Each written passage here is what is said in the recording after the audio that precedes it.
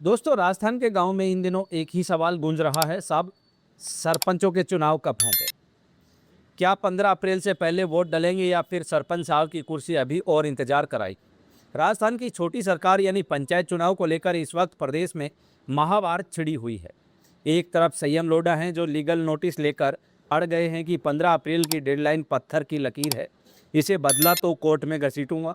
तो दूसरी तरफ हमारी चुनाव आयोग और सरकार है जो मतदाता सूची बनाने में ही 22 अप्रैल लगा रही है।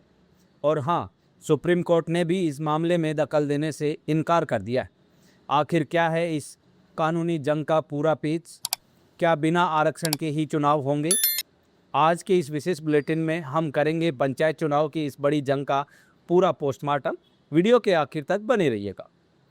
संयम लोढ़ा का लीगल नोटिस और एमपी वाला पेज, मामला बड़ा दिलचस्प है दोस्तों। पूर्व विधायक और वरिष्ठ नेता संयम लोढ़ा ने राज्य चुनाव आयोग और सरकार को एक कड़क लीगल नोटिस थमाया है।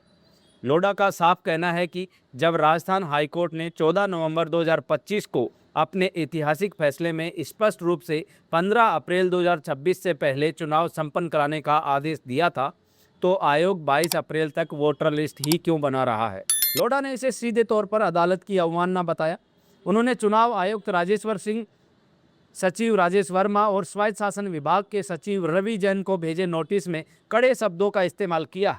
उन्होंने कहा कि सुप्रीम कोर्ट ने भी हाई कोर्ट के उस आदेश को बरकरार रखा था जिसमें 15 अप्रैल की डेडलाइन तय की गई थी। लोढ़ा ने मांग की है कि आयोग अपने कार्यक्रम को तुरंत रिवाइज करे और 15 अप्रैल की समय सीमा के भीतर चुनाव कराने का नया रोड मैप पेश करे। सुप्रीम कोर्ट का दखल से इनकार और हाई कोर्ट की आ जाता। इधर राजस्थान सरकार और राज्य निर्वाचन आयोग के बीच खींचतान तेज हो गई है। हाईकोर्ट की 15 अप्रैल की समय सीमा नज़दीक है, लेकिन ओबीसी आयोग की रिपोर्ट न मिलने के कारण आरक्षण निर्धारण अटका हुआ है। आयोग ने मध्य प्रदेश केस का हवाला देते हुए सरकार से कहा कि बिना आरक्षण के भी चुनाव कराए जा सकते हैं, लेकिन अब सुप्रीम कोर्ट ने इस मामले में दखल देने से इनकार कर दिया है। मुख्य न्यायाधीश सूर्यकांत, न्यायमूर्ति जयमाल्या बागची और विमल एम पंचोली की पीठ ने याचिकाकर्ता बिहारी लाल रणवा की एसएलपी को खारिज कर दिया है। कोर्ट ने याचिकाकर्ता को सक्षम मंच के सामने उपयुक्त उपाय अपनाने की स्वतंत्रता दी है, यानी अगर चुनाव प्रक्रिया से संबंधित समय सीमा या निर्देशों के उल्लंघन का कोई आरोप होता है तो याचिकाकर्ता उस न्यायालय के समक्ष जाने के लिए स्वतंत्र रहेगा। तो साथियों, क्या आपको लगता है कि बिना ओबीसी आरक्षण के चुनाव कराना सही होगा? क्या आपके गांव में भी सरपंच के बिना विकास रुका हुआ है? कमेंट बॉक्स में अपनी राय जरूर दें। राजस्थान पंचायत चुनाव की पल पल की अपडेट के लिए रॉयल पत्रिका को सब्सक्राइब करें।